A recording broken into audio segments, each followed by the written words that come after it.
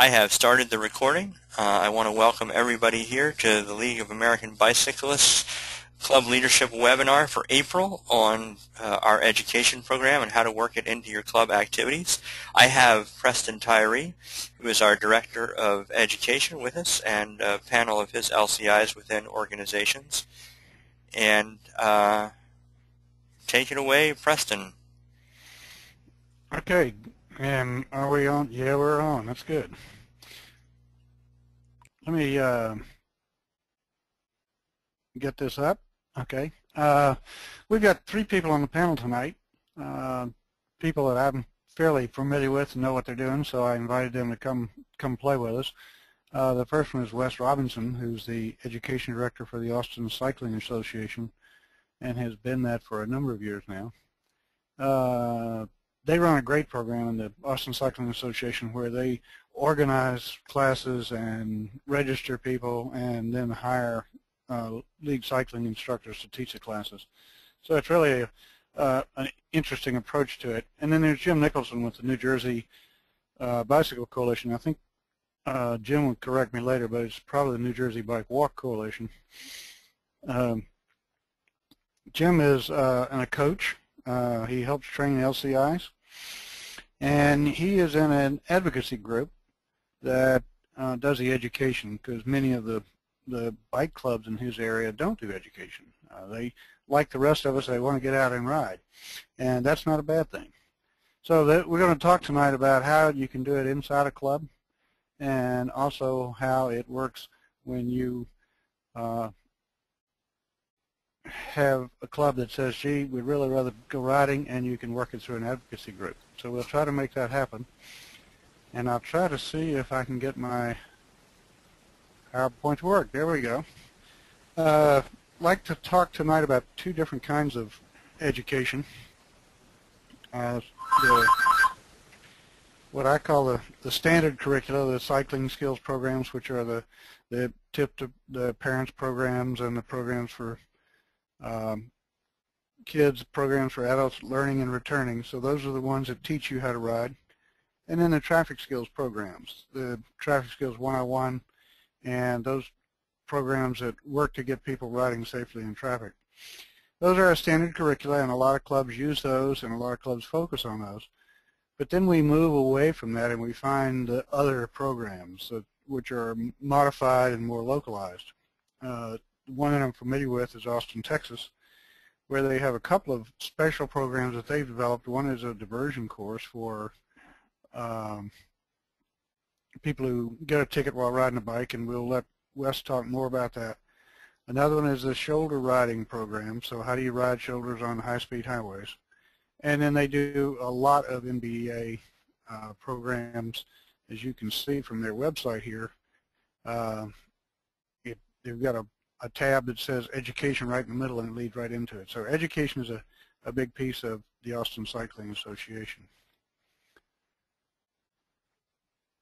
And if I can get that to go away. Austin Cycling is about 40 years old. It's got roughly 1,500 members. It has paid staff. Its education is its primary mission, and they self-fund. They don't have no grants, have no outside funding. They generate all their own funding. You can see the website at the bottom, www.austincycling.org, and one of the big things they have that is specific to members is the ride maps. So part of this whole program is how do we deal with those 2. They've hosted seminars pretty regularly since 1996, and I think since 1999 to 2011 they've hosted a seminar every year, and sometimes 2. Right now there's 30 LCIs in a 50-mile radius, and I assume that all those are members of the Austin Cycling Association. Class offerings, they do 4 typical classes on their website, Traffic Skills 101. They will also do 201 in commuter. When there's a call for it, they do the diversion program, Ride the Shoulders, and the youth instructor program. Wes, if you're there, and I would like to hand over to you, if you'll pull up Scott will hand over to you, if you'll pull up your website and talk a little bit about what's Austin doing, and how do you really fit in? How do you make it work as Education Director of Austin Cycling? Can you switch us over now, Scott, so that Wes is the presenter? I think I have it, Preston. We've got your voice, but we need to... Yeah, speak up a little. I can hear you very well. Speak up a little, Wes. We can see you. Okay, can you hear me now? It's good. Are you able to see the website? Yes, I can. Okay, great. Well, I've been fortunate to inherit a job that Preston used to hold, and Preston did a lot of the hard work trying to get things moving in the right direction into ACA, and I kind of came in a couple years ago and was able to take it up a notch, but he really laid the groundwork for us, so we're fortunate to have someone like that on board. Our basic classes are our Traffic Skills 101. We offer that class in 2 parts now. So we offer the classroom session for $30, and then the on-road session the following Saturday for another $30. So let people mix and match those. I only have 2 classes listed right now, but I'll have some more posted for May. We do that twice a month. Our defensive cycling class is our diversion class. We offer that in cooperation with the City of Austin Municipal Court, and that's the court's website right here. That'll link ticketed cyclists to our website. You'll see their link down here, somewhere down here it is, right here. And we offer a 3-hour diversion class for a ticketed cyclist. The court will waive the court fees, although they'll waive the fines. The fees are mandatory, so the ticketed cyclists still have to pay the fees, but they're waive the fines for those citations if they come in and take the class. And it works very much like a defensive driving class would for ticketed motorists. How many people take that, Wes? Can you hear me? Oh, yes. We offer that class twice a month. We have about, I guess on average, about 10 students per class. We started this class in July, and we were only offering it once a month, and we could only fit 15 people into the classroom. So we had to expand it in 2011 because we didn't have enough room for everybody. So our defensive cycling class is probably our most successful class. And who teaches that, Wes? Alan Dunlop with the Center for Cycling Education helped us develop the material for that class, and he has taught all the classes thus far. And he's an LCI and coach, right? He is an LCI and a coach. That's correct. Good. He was my coach, as a matter of fact. Our youth instructor class, youth instructor certification class, we have one of those classes coming up next week. But that basically teaches people how to put on bicycle rodeos for elementary age children. It's a Kids 1 clinic. We offer that class once every quarter. Now you use the NBDA material when you do that class, Wes? That's correct. Use the NBDA material. We list, kind of give credit to NBDA right there on our website. Okay. And we'll offer that in conjunction with an NBDA shop in town. We try to rotate that around so that all the shops get a chance to support a class if they want to. And then our Ride the Shoulders class is a quarterly class it's kind of a localized class that we came up with to respond to a couple of cyclists who were killed out on some large roadways with big wide-shouldered roadways that have high-speed traffic. And there's a couple of entrance ramps and exit ramps on those roads that are particularly hazardous, so we decided to come up with a class to respond to those deaths. I think one of the things that's unique about the way Austin Cycling Association runs their program is really all the LCIs in the area kind of got together and created we do all our marketing through ACA, but all the LCIs are league, they're league individual instructors. So we organize the classes, we do all the back office stuff, we set up registration, we accept payment.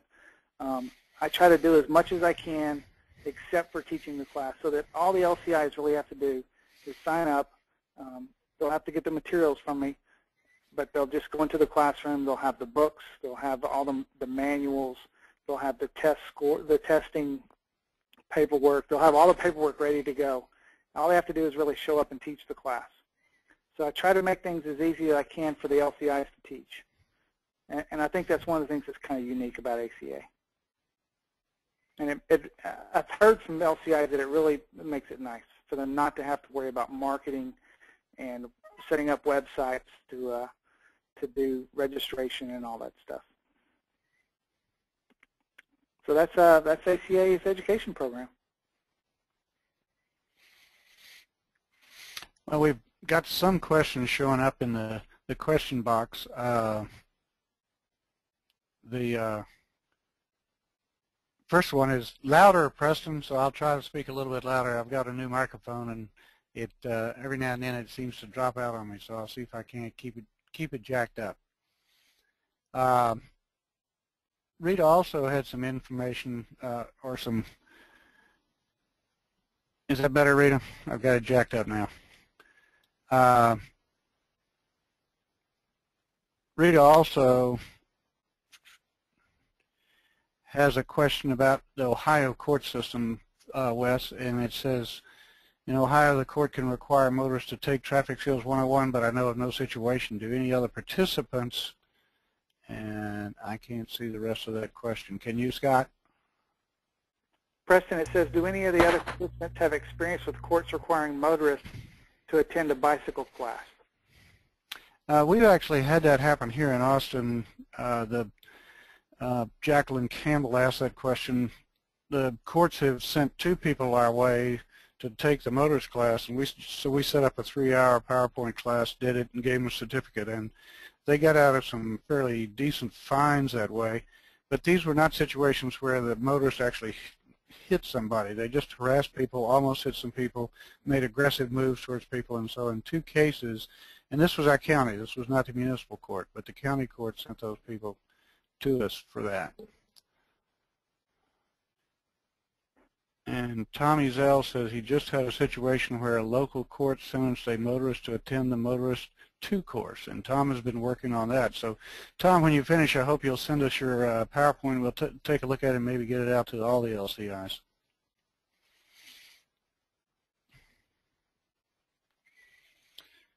So what other questions have we got for Wes?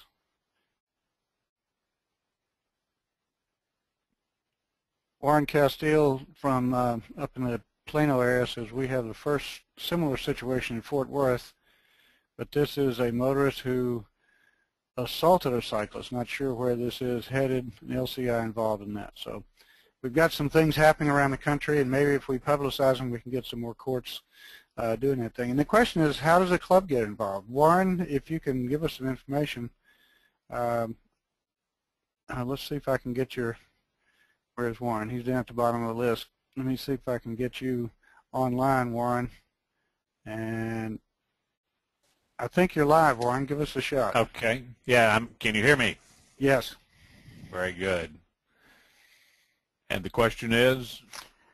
The question is this y'all working through the club? Is it just as LCI, or because that's the vision tonight? Is how can the clubs get involved? Well, this person actually searched online and found an LCI in Dallas, Richard Wharton, and Richard contacted me, and we're working this basically as Bike DFW. I wear 2 hats, number Plano Bicycle Association, then also Bike DFW, which is education and advocacy only. We don't do rides. At this point, Bike DFW is working this. One of the things I think we'd like to push here is getting the actual bicycle clubs, Plano Bicycle Association, Greater Dallas Bicyclists, more involved with LCIs, with education, which frankly they're like many other clubs, just about as soon ride and not deal with this. Well, that's what we joined a club for, isn't it? Pretty much. Pretty much. We're going to talk a lot about that later. Jim Nicholson's on the line, and you know, he tried to make the distinction today as we were talking about this, that maybe it's clubs in older areas that are just social clubs, just riding clubs. But I'm not sure that's true. I think that's probably generally true across the nation. It's an unusual club that steps up and really takes on this effort, and a lot of times somebody like DFW, which is the advocacy group for that area. For those of you who are not familiar, DFW obviously stands for the Dallas-Fort Worth area.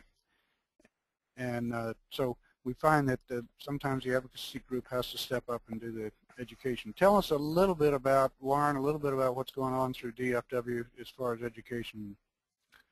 Well, basically we've been offering the LCI, through the LCI's Traffic Skills 101 for quite a while. We've got not nearly the numbers that we want, that we think we need to get. We continue to work hard at it. We must learn how to do much better marketing it. And especially, we have clubs like Plano Bicycle Association, Greater Dallas Bicyclists, Carrollton Cycling Club, who are members of Bike DFW. We've got to do better on that. The other thing we think we need to do is have a more broad course offering. For the very first time, the day before yesterday, Mark Mumby, who's an LCI, and myself taught the group riding skills. It's a great course. We think that may, for a lot of people, be as marketable or more marketable than Traffic Skills 101. Yeah, that's a course that started in Houston, so they really had a lot of play there. Last year in 2010, they had 2,000 riders go through that course for the MS 150, and they get $35 a rider, and so that comes out to $70,000 that went into LCI's pockets last year in Houston alone. And of course, most of that money flowed back into MS because that's what it was all about. But it just tells you that that's, when we get away from TS 101, there's some interesting things out there. Warren, I'm going to turn you back off again, and we'll see if we'll finish up with Wes, and then we'll try to do some other things. So you're muted. Okay, Warren's out of the picture. Wes, have you got anything else that you want to raise after I've talked with Warren some? No, Preston, I can't really think. You know, we do both rides and education. Our rides, we do a couple of rides a year. Well, this year we'll do a couple of rides, but we have one ride that we do every year. It's the Armadillo Ride. It's all the money from that ride is used to support our education program in Austin. So that's really how we're able to fund our program. We're able to pay our LCIs more than what we're actually collecting in fees for the classes.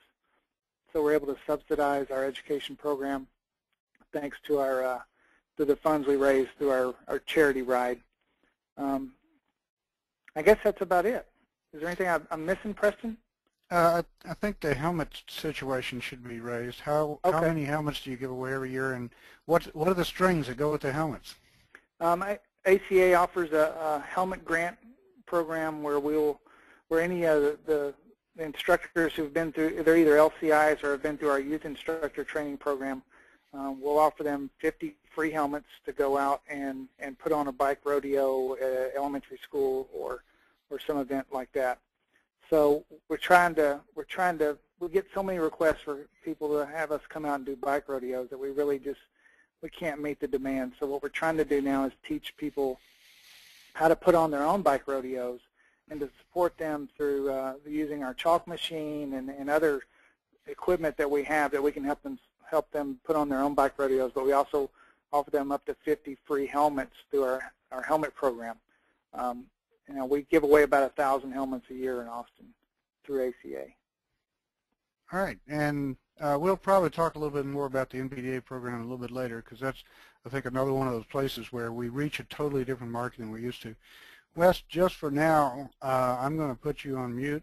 We've got 4 of us on, and it may make a difference if we get you on mute, but I'll bring you back in a little bit. Okay, let me do a little bit more on our PowerPoint, and then we'll go to Jim Nicholson. Here's some of the ACA class offerings. You saw those. Now we need to talk about riding versus education. We raised that issue some with Warren, but clubs tend to be riding and social and not to be education. Members all generally know how to ride, or if they don't, they think they do. And a lot of members don't have time to teach others, and that's something we run into. So some of the options that we look at is it's not education for the club members, but it's education for other people. And those other people can be, as in the case of ACA, kids and whatever. but we may turn to a local advocacy group. ACA is filling that role here, but I know in New Jersey, Jim's organization, New Jersey Bike Walk Coalition, is filling that role in the New Jersey area. I like your slogan, on your side where you walk and ride. Jim, did you form that in 2009? Can you hear me? Yeah. Preston? Yes, we formed it in 2009, yes. Okay, so you got Bike and Ped, you've got advocacy as one of your critical missions, but education is a key part of that, isn't it? It is, yes. We found that many of the clubs in the area do not include education as part of their activities. The curse of New Jersey is the fact that while we have some cities, most of us are all suburban cyclists, so we don't, our clubs are fairly local as opposed to some of the statewide organizations. So we thought that this coalition could take up the mantle of education statewide, and that's what we're working on. We're probably about 5 years behind ACA at this point, but we're moving in that direction. Great. And why did you go bike walk instead of bike? Well, we thought, one, to widen the appeal because we all have the same issues. And when we get off our bikes, we're also pedestrians as well. So we thought that would make sense to widen the appeal of our message. Although I have to tell you, it's very hard to find pedestrian and walking advocates. The cyclists stand out because we dress funny, but the walking people that walk, I think they just seem to accept their lot in life that they are second-class citizens, and that's something we're looking to change. Well, we'll work on it. Let's see what else we've got on your thing. You hosted an LCI seminar, I know, in 2010 and 2 this year? I think it's the other way around. I think we did 2. Well, the years seem to blend together, but I think we did 2 last year and 1 so far this year. We're looking to do another one in the fall. Yeah, I knew you were looking for another one this fall. And I counted this afternoon, I counted 49 LCI in the state of New Jersey. So it's probably a little bit lower per capita number than Austin. So we need to work on that, I guess. Yes. And of the 49, probably not a majority are teaching at the moment. Yeah, we found it typically about half of the LCIs go on to teach, and so that's something we really need to work on. It's part of the reason we're trying to put some other kinds of classes together and create some other kinds of instructors. Wes was talking about our youth instructors, our NBDA instructors, and that's been a real winner here in Austin, and it means that LCIs don't have to teach rodeos unless they want to. We can train other people to do that. This is a list of some of your courses, and in just a second I'm going to hand it over to you and let you be the presenter and take over the screen. But I notice you've got a number of this kind of course offerings on your website where you're offering Traffic Skills 101 in a specific city. Are you working with the city? This one looks like you're at REI. This one, we're actually working with the North Brunswick Township. Okay. On this particular one, on one of the other one we have on the schedule right now, we are offering our own, but the REI is making the space available for the course. So we're looking to do things with local parks and recreation and so on, and this North Brunswick is the first one of that type this year. And that just means that I've gotten through my PowerPoint, and so what I'd like to do is have you take over now. Scott, if you can give Jim the presenter section and let him pull up his stuff, he can talk about how they advertise and what else they do. And I'm losing stuff on my screen here. Okay. Okay, I don't know where. There you go. We've got your screen up now, Jim. All right, now it looks a little bit different from the screen you had a moment ago because we're in a transition from one website to another right now. Okay. So the common theme is there's a lot of red, but right now we have 2 courses on the schedule, and one thing we hope to do in New Jersey is try to pull in some of these LCIs who are teaching in other parts of the state and bring them under the umbrella of the New Jersey Bike and Walk Coalition, similar to what ACA is doing, where we might advertise their courses, we might accept payments. As a matter of fact, we're just starting PayPal registration for these two courses starting on Sunday. So what we'd like to do is do the same thing for any LCI in New Jersey who wants to teach and wants to get the administrative burden assumed by someone else. I feel that the more people we can have out there teaching, the better off we are. And there are a lot of people who don't teach because, one, they don't know how to hold the class, they don't know how to market it, they don't know how to administer it. And if somebody else can take that burden off them, they can get out and teach. It looks like you got a pretty good website. It's the beginnings of a pretty good website. I think you've seen 2 of the 3 pages on education so far. So. Okay.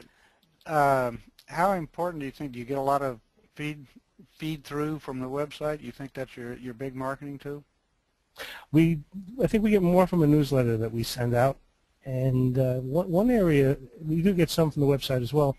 One area that I'd like to investigate, and that's why this call is so great, is to get in touch and to work with the clubs in the state and try to funnel some of their members through, or some of their newer members, because I find that while many of the club members are experienced cyclists, they're all starting to approach my age, which is getting close to retirement. And to attract new cyclists, I think an education courses is a good starting step to bring people into clubs.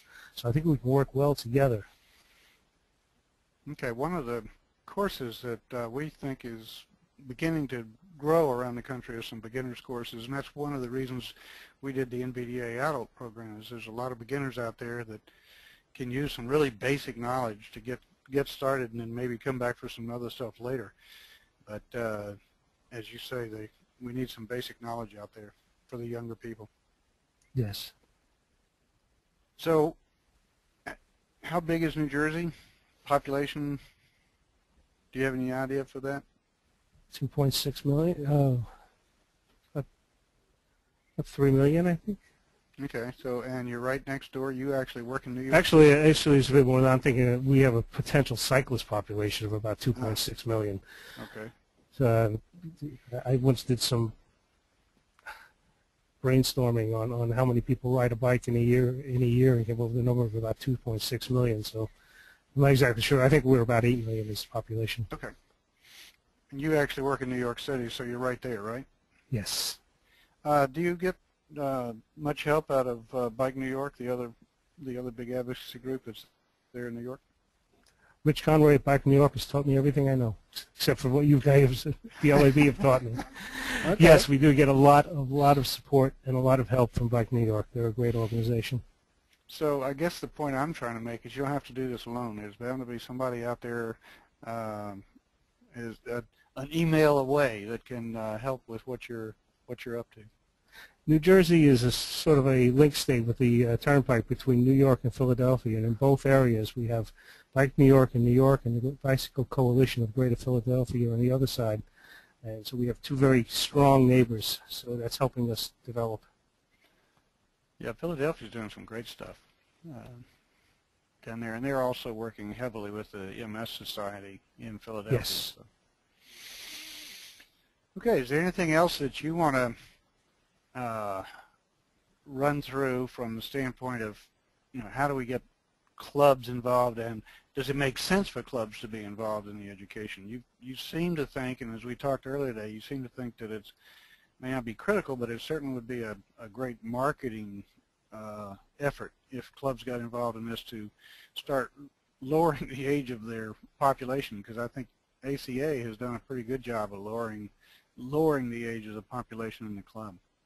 I think it's very important for the clubs to be involved in the education process for several reasons, but one of the things is the clubs are the most visible element of cyclists, at least in our area, the bicycle clubs. So, I mean, if the clubs are pushing education, the general public will see that, and I strongly would recommend to anybody out there in the club to have as many of your members become LCIs as possible, and to to push this out. I mean, we're doing it here in New Jersey as an advocacy group outside of the clubs, but I'd be very happy if some of the clubs here in New Jersey brought about 4 or 5 LCIs on board themselves and started holding classes on their own. You know, that's one of the things we're seeing happen around the country is that we're getting cadres of LCIs put together and operating together and operating as a group. And Warren Castile has asked a question specifically aimed at Wes about does he think it's good that ACA is doing all the administrative and marketing or rather than having the LCIs freelance on their own. And one of the things that seems to really help grow the market, make more people interested in taking classes, seems to be this cadre, this group of LCIs that gets together in some form or other, whether it's through DFW, Bike DFW, ACA, New Jersey Bike and Walk. That seems to really make a difference in an area. Bike New Mexico has created a statewide organization where anybody in the state can sign up for a course online and pay online, and the Bike New Mexico supports the LCIs with a big Rubbermaid box filled with stuff that they send out, and each LCI doesn't have to do anything much but pretty much teach it. They don't even have to have their own equipment. So it's really changed the operation for LCIs, and what we're hoping it'll do is raise awareness of the bike program so that we get more and more people on board. One of the things that some of you on the line may not know is we keep talking about LCIs. You know, that's a league cycling instructor. And there's a process by which you can become a league cycling instructor. We're looking for experienced cyclists who know a little bit about mechanics, a little bit about road riding, a little bit about everything, and then we train them to be teachers. And the LCI, they go through Traffic Skills 101, they take that class so they understand where we're coming from. Then they take the 21-hour weekend seminar, and that whole seminar is about teaching. It's not about content. Of course, you get a lot because when you have 16 people in a room teaching to each other, you get a lot of information about content. So you get that, but you also get a lot of teaching experience. You teach 2 presentations in front of a classroom, and you teach 8 to 12 presentations out in a parking lot and on the road. And you are given a group to be responsible for as you take them around the road. So it's an interesting weekend.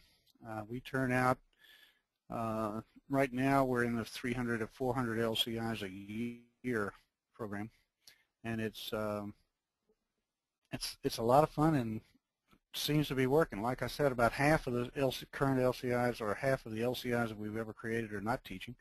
And so we really push to get somebody in the program that is going to teach. Oh, by the way, Jim, Scott Williams, our membership coordinator, went and looked up the number. The population of New Jersey is 8,700,000. Yes, and they're all right here in my corner of the state, I think. Yeah. Now we're a little bit bigger than that. I think in the last census we pushed up close to 30 million. So we have the second largest population of LCIs in Texas. We have 161, I think, in Texas, and California has well over 200. So to give you a feel for the spread. Any questions from the group? You can raise your hand about becoming an LCI, about how you can work with other groups. Sally McMurdo seems to have her hand up, so Sally, you really got your hand up. Let's see if I unmute you. Okay, Sally, can you speak? Sally. Okay, maybe she didn't mean to have her hand up. I'm going to mute her again and then see if there's anybody else with a hand up. I'm going to ask, in a little bit, I'm going to ask Tom Ezell to speak if he's still on the line. I think he is. Tom is down in North Little Rock and has been doing some great work down there. The group riding skills PowerPoint that we use was developed by Tom, and we've taken and modified it and put it out to a lot of people and credited Tom for it. So they think of it as his PowerPoint. Tom, you on? I think I am. Can you hear me? I can hear you loud and clear. Hello. Okay. Yeah.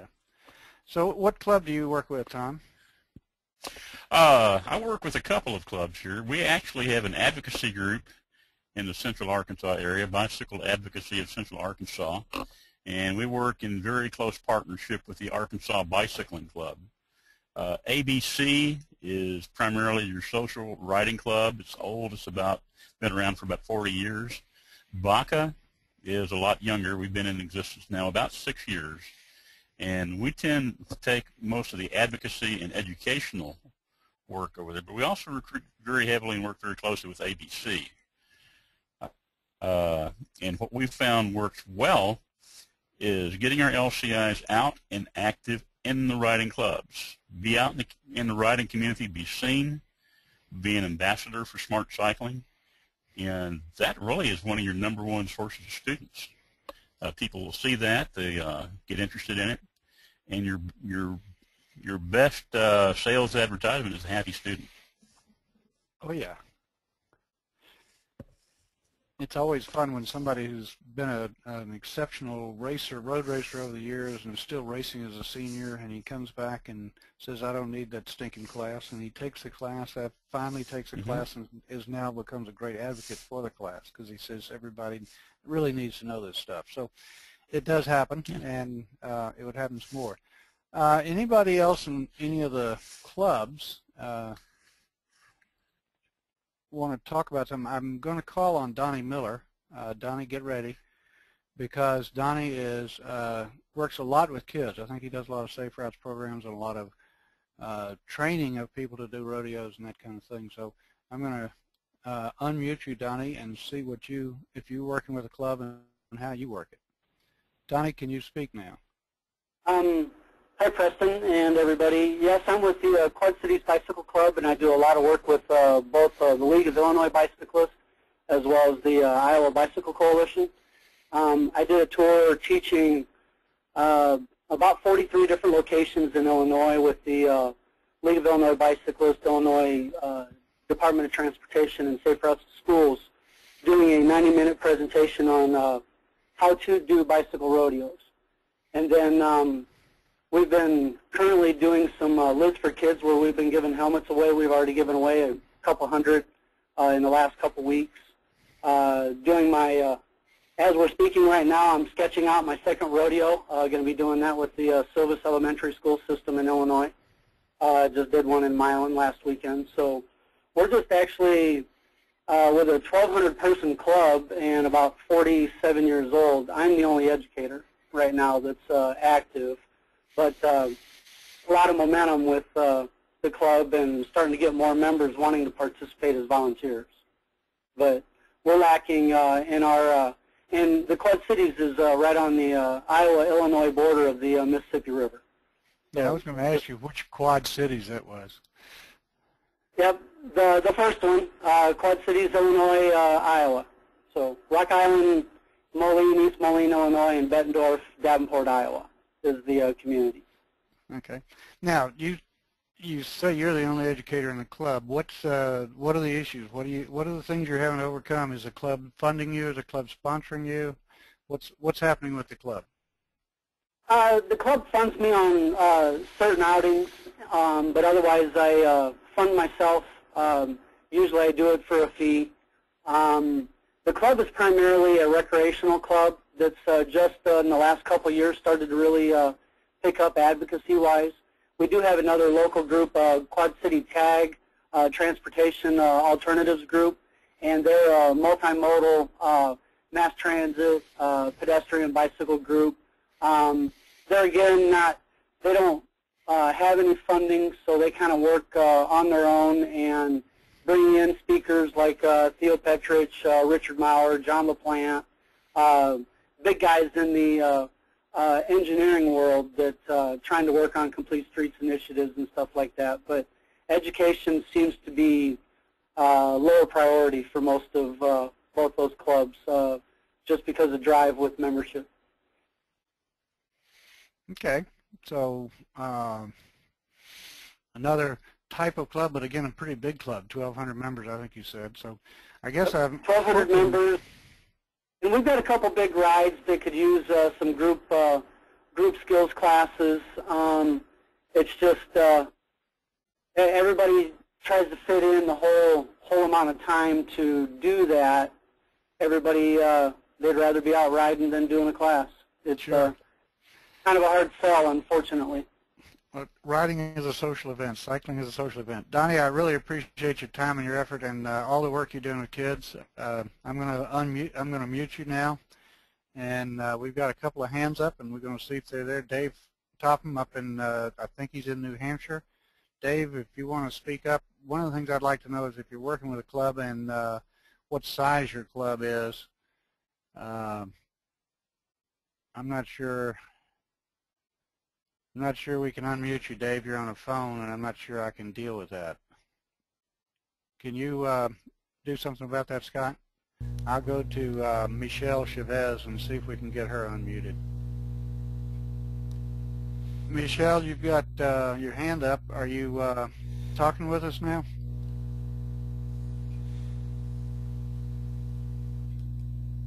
Michelle, hello. Okay. I'm going to mute her back.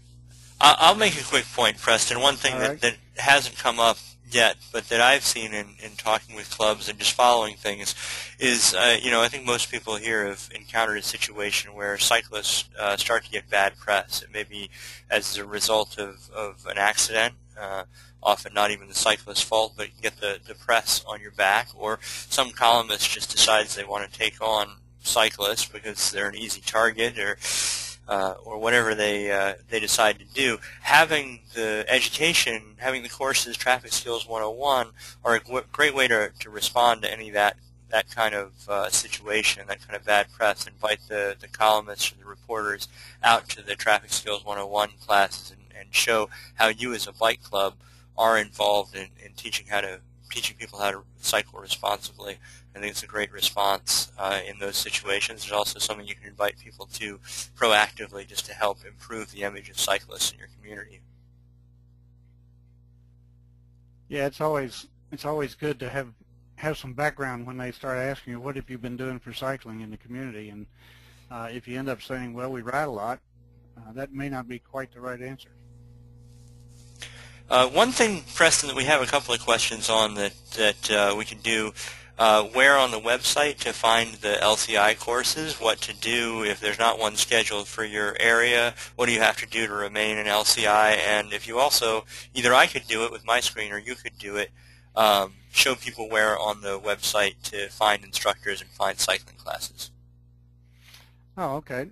You want me to pull it up and go with it? If you would, or I can do it. All right, here we go. Can you give it back to me?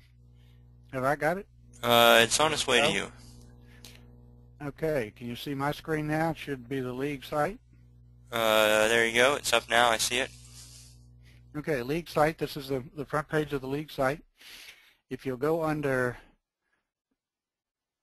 resources, there's Find It right there at the top of the resource section. You click on that, and you get a search thing. And so a couple of ways to do it. One is by state. You can put the state in right there. Or if you want to area your area, we'll put in, what's your zip code, Scott? 20912. And we'll look at an area that is 15 square miles around Scott. See 15 miles radius around Scott and see what we can come up with.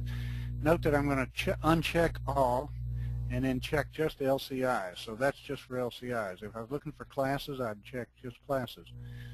But in Scott's area now, we've got in a 15-mile radius around Scott, we've got quite a few. And by the way, Dupree went up today. See, Dupree heard the first one up. He got his LCI number today, in fact.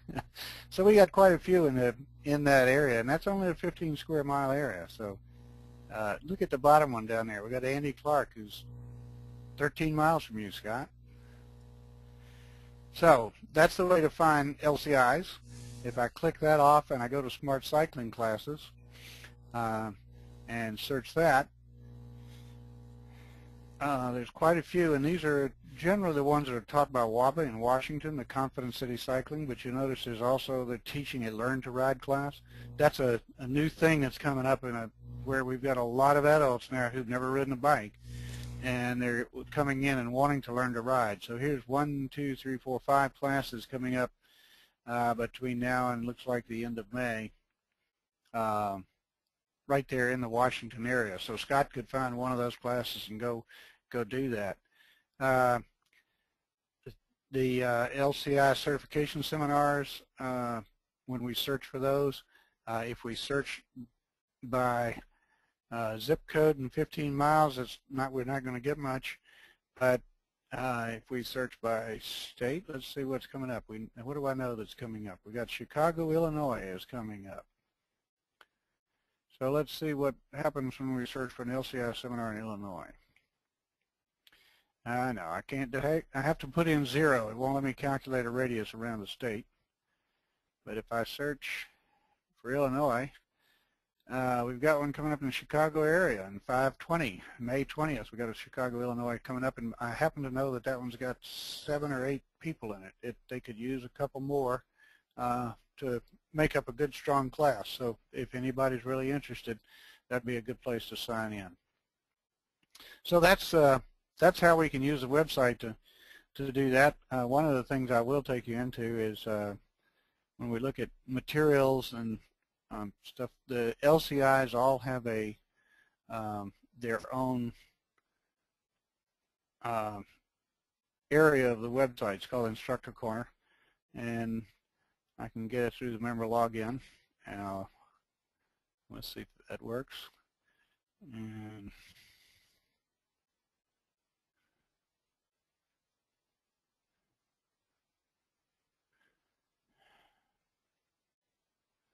so when I sign as a member, it looks and sees that I'm an LCI, and it gives me some options. One, it talks to me about my league cycling instructor expires pretty soon, and my life membership doesn't expire as long as I'm alive anyway.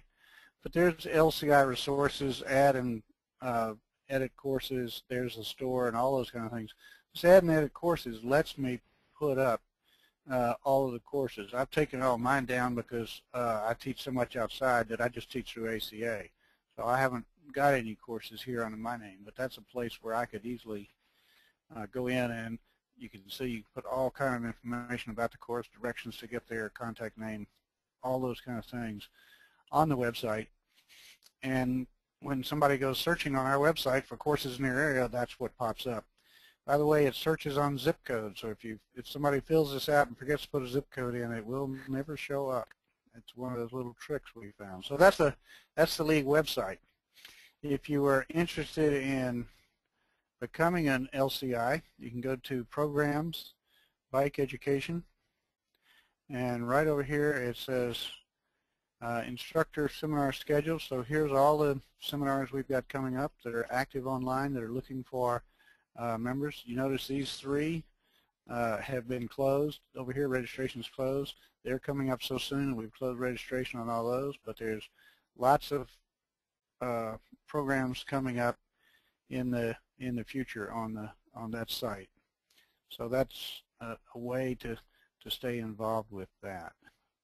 Now, when somebody says, I'd like to be an LCI, we go back to that same place into the bike education section and talk about LCI certification.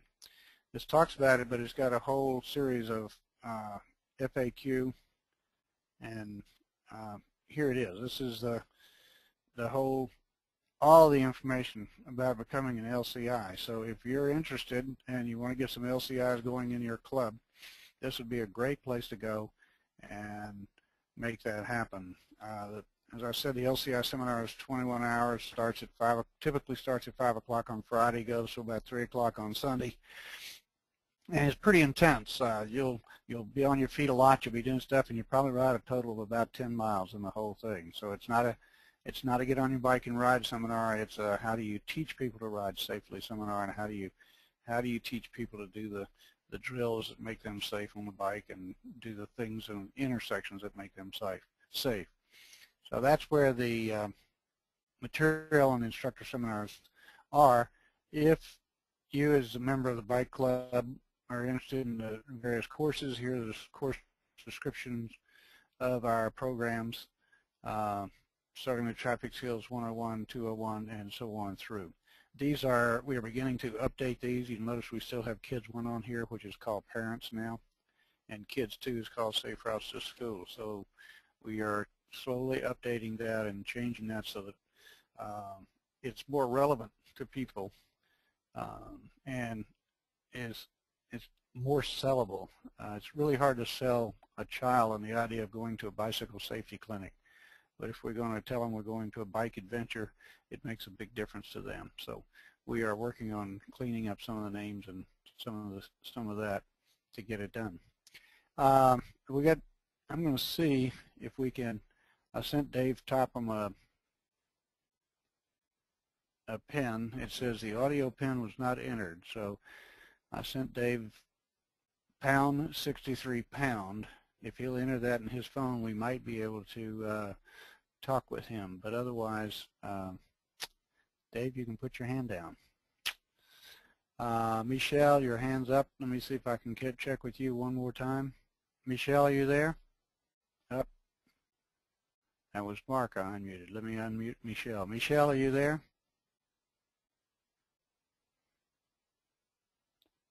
Well, Mark Hicks, you're unmuted.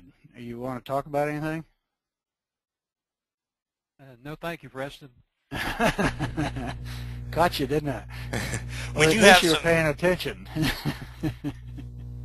we do have some questions. If you want to look at the question pane there, Preston, Okay. I don't know if you've been following that. We've got a lot there. Also, as you do that, if you can click back to the home page of the League site, and I want to point something out before you get back to this. All right. This is great doing this by webinar. Everybody can do it from the comfort of their favorite chair. But we're having an in-person club leadership webinar coming up May 6th and 7th in Memphis, which is an airline hub, not too hard to get to from a lot of places around the country. And I'll talk a little bit more about it before we sign out tonight, but it is listed on the homepage of the website, and I hope everybody will consider joining us for that, May 6th and 7th in Memphis. For some reason, Scott, my homepage is, I can't click on it. I'm not, whether I've not got control of what, something's happened and it's not working. Okay, bikeleague.org. You probably got email about it, the same email you used to sign up for this. There we go. And why don't you go ahead and get to the questions? You need me to read them to you, Preston, or yeah, if you can read them to me, we'll go. I'm looking down here. I got Gail Spann listed, and Deanne Wilson, and Bill Cole. So let's get started. Okay. I'm on the board of Bicycling in Greensboro. This is Jeff Sovich here in Greensboro, North Carolina. We're an advocacy organization, but we occasionally hold group rides, Ride of Silence, etc. Can you recommend a good safety script to use in the introductory remarks for such events? Cascade has got a great one, and Austin Cycling has also got a good, I think, a good script. So Wes is possibly online. I've got him muted right now, but if he's still here, he might be able to talk with you and get it to you. Wes, you're unmuted. Are you still there? No, I know he had a young child in the house. Can you hear me? Earlier. Yeah. Okay. Preston, I don't have that script with me. I could talk to our ride director, see if I can get a copy of that. Okay, if we could, Jeff's email. I've got that, so we can make it happen. We can also put it up on the club corner along with the PowerPoint and the recording of this presentation. What are the requirements for an LCI to remain current, Preston? Mark Hicks has that question. Oh, so that's what Mark was going. Okay, to remain current right now, all you have to do is pay your fees, Mark. We're looking seriously at and working with the education committee of the board to say that you really, if you're going to be an LCI, you really ought to be teaching. And so we're down the road, we'll look at, if you choose not to teach, we'll still give you some sort of credential, but it won't be an LCI. So you will have to teach at least once, if not twice a year. When I started in 1996, we had to teach twice a year and publish, which, you know, being in Austin Cycling and having a monthly newsletter, that was easy. but that was the requirement in 1996 when I got mine. And so we're going back in that direction. We may not go all the way back there, but we're going to get closer. Sally McMurdo would like to know, how do we get club riders to come out for bike handling and safety skills training without insulting them or turning them off? Make it available is one of the things we do, Sally, is just we talk about before a morning ride, come out, 20 or 30 minutes early and let's play in the parking lot some, just play some things. So you're not saying you need this, you're just saying, hey, it's available, if you want to play, come play. And we get a pretty good turnout, and particularly people who would love to ride with us, but say, oh, I can't, you'll drop me, and all the rest of that kind of stuff. And they make friends, they get to know people. So that's one way that seems to work pretty well. But yeah, there are a lot of people that are convinced they know how to ride, and I'm convinced they don't, and they're hard to get through to. The before ride thing seems to work though, Sally. Well, here's a related question. Is how frequently do other clubs hold skills trainings for their ride leaders? Is once each season sufficient for each leader? And what suggestions do you have for enforcing best practices among the leaders in a pacelining crowd? Well, I'm going to hand that one over to Wes, because I think Wes, we have what's called hosted rides in Austin Cycling Association, and I know all those ride leaders get a Traffic Skills 101 type training. Is that right, Wes? That's right, Preston. We do. I think we offer that quarterly. We'll train some ride leaders in hosted rides.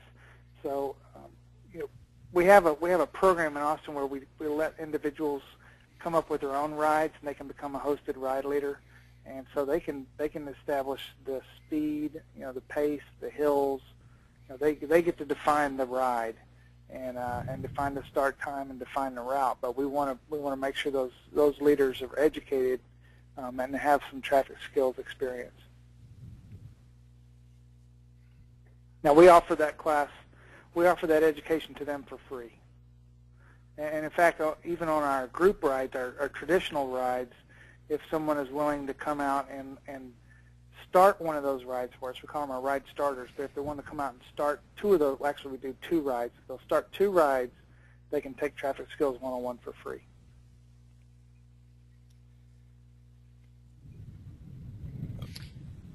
Okay, so a question going back the other way, for those of you who are club leaders, what type of educational coursework do you want to see? This is Warren Castile's question. What can LCIs do for you, and what, I guess, more broadly, can the League's education program develop and offer to clubs? I don't know if you want to raise their hands or just type that back in the question interface. I also noticed that Alan Forkosh has his hand up, Preston. So let me go ahead and all right. I'll give, maybe Alan has an answer to that, and perhaps others will offer. Hello. Alan, you're on. Yeah, can you hear me? Yep. Okay. I was just, you were talking about what, one of the questions that had come up was a way of people at the start of a ride to talk to others. And I believe at last month's seminar, one of the clubs presenting had basically a little script on a business card. And I was thinking you might make that, that's a good variation, good way to getting it to people in an easy manner. You might want to make a copy of that for this group. Okay. That'd be good. Good And idea. I know that Cascade has a great training program and a great script that they give to their ride starters, their ride leaders. Right. The And thing I like it's about something this we is need to it's pull up simple and to see dock if it. that works. Alan, we're going to mute you again. Okay. All right, I've got all the hands down now that we're up. Michelle finally got my attention enough to tell me she didn't have a microphone, so we can stop calling on her. Any other questions? I've got. One question here was, is there a shortage of LCIs? If you've been through an LCI seminar with me, you'll know that I love to say it depends. And it depends on where you are. There's certainly not a shortage in Houston, Texas, but there's a great shortage in some of the places in the Midwest. North Dakota has a shortage. I think there's only 2 LCIs in North Dakota. But it depends. It depends on where you are in the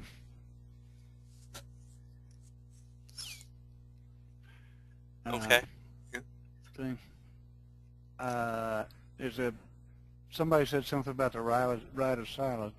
Gail Spann says if anybody wants to contact her, she was on the board of the Ride of Silence and would be glad to help. And she helped put on the Ride of Silence in Dallas for 2 years. So, Gail, would you like to raise your hand and see, and give some information on that, or you want to just be quiet and let the words go?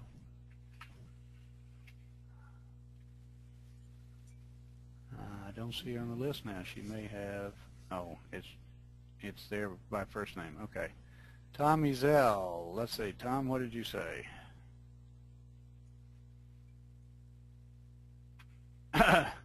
Tom says if you're going to get people to come do this thing, a couple of double dog dares in the parking lot works well for that too. So I guess if you invite them to come out and do an avoidance weave or a double or a quick turn and they find out they can't do it. One of the things we do with our absolute novices is we have them turn a U-turn in 20 feet. And it's amazing how many good road riders have problems doing that. So it's always fun to do those little things like that. Deanne Wilson says, what do we do if we are interested in taking the LCI seminar instructor, but there aren't any scheduled being offered in our area? That's one of those things, Deanne, you be careful what you ask for, because we will come back to you and say, would you like to organize one? We will be glad to put on one. We only do them on demand. We don't go to an area and say we're going to do a seminar. We just wait until there's demand. And last year and this year there's been a lot of demand. But if you'd be interested, send me an email. It's preston@bikeleague.org, and I'll pass you on to the people who organize that. And they will come back to you and say, would you like to organize this? And give you all the information you need, and you can easily say no. But I'm not sure where you're located, Deanne, but if it's an area we haven't been to in a while and it makes some sense, and if you can get it organized, we will be there, and somebody will be sent in to teach it. And recognize it's $200 per participant, but we pay all the expenses for the coach to come in and take care of it, all the expenses and all the fees for the coach, so there's no additional cost to that.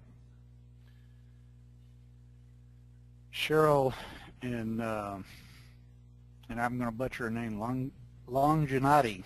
Cheryl worked with us out in California last weekend to do a seminar, and she wants the Cascade script, so we will make sure we get it out there for you, Cheryl. And Gail Spans, I don't know how to. Gail, look up on your keyboard, on your board, and that little strip, that little vertical strip, right down near the bottle, there should be a thing that looks like a hand with an arrow pointing up. If you push that, your hand will go up. But right now, I'm going to unmute you. Gail, are you there? I'm here. There she is. So tell us a little bit about the Ride of Silence and what kind of education has ever been done with the ride leaders of the Ride of Silence. Well, it's quite a large group now. I put on the Ride of Silence, which was the mother ride at White Rock Lake in Dallas for 4 years, actually, and got on the board of the Ride of Silence. And we desperately need to get some LCIs in there to offer advice and to help, and we're working closely with them at this time. So it's a long process, but they definitely are so scattered and need to have a good script. Okay, so if we put if we get Cascade to share the script with us and we put it up in the club part of the website, we will certainly do that. Sally has asked. Excuse me. Go ahead.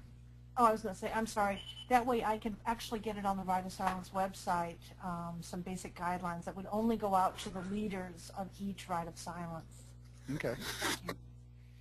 All right, I'm going to unmute you and go to Sally and see if we can get her to talk to us because she keeps asking questions. We'll see what happens. Sally, are you there? She may not have a microphone. Sally? No. One thing, why aren't you running through the filtered? On my what? Okay. Not sure we're going to get Sally. So Sally asked, how can we make the League of American Bicyclists and LCI programs in New Hampshire? How can we market it? In northern New Hampshire, none seems to know what LAB and LCIs are. You've actually got a very active group in southern New Hampshire, Sally, with Dave Topham, and they are doing lots of good things down in southern New Hampshire. So that probably is your local contact and your best one. So after we get this done, it may be worthwhile to put you all together. I haven't been able to bring Dave online, but maybe he can get with you and make some things happen. It's also Bike Month and Bike to Work Day coming up in May, so that's a good time to hold some events, a good hook to get some press and other publicity around cycling activities, and a good way to recruit people who are interested in doing some riding but don't quite know where to start. Okay, and that completes the questions we have. Scott, I don't think we've gone through them all. If you've got any anything else that we can cover, anything else that I can, Wes or Jim or I can do, I'm going to open Jim back up again. He's been sitting there biting his tongue and not talking. Jim, are you still there? I'm still here, and I've just been listening. Okay, so we got Jim, Preston, Scott, and Wes with open mics. Anything that people want to say to finish this up? I just would like to say that I'm very happy to hear all this interest in the LCI program from the clubs, and I don't know if there's anybody from the New Jersey area on this call, but if they'd like to contact me directly, please feel free. Well, yeah, thank you for putting this together, Scott and Preston. It's good to have an opportunity to talk to folks. Well, thanks, Preston, Wes, and Jim, and I appreciate everybody coming and being part of the club leadership webinars. I do hope that people will consider joining us in person in Memphis next month, 6th and 7th, to discuss a lot of the topics we do on the webinars, but in person and in a more interactive format, and with the opportunity to lift a glass to our presenters afterwards. So a lot more to be gained by everybody coming together for club leadership training. And we will get some more of some more. Next month we're doing Club 101 will be our topic, and we'll be doing some more. We may skip a lot of the summer months because people will be out riding in the long days, but in the fall we'll do some more webinars. But like I said, very much hope that everyone who made it tonight can make it in person to Memphis. Any final words, Preston? Go ride. Excellent. Thanks, everybody. Have a great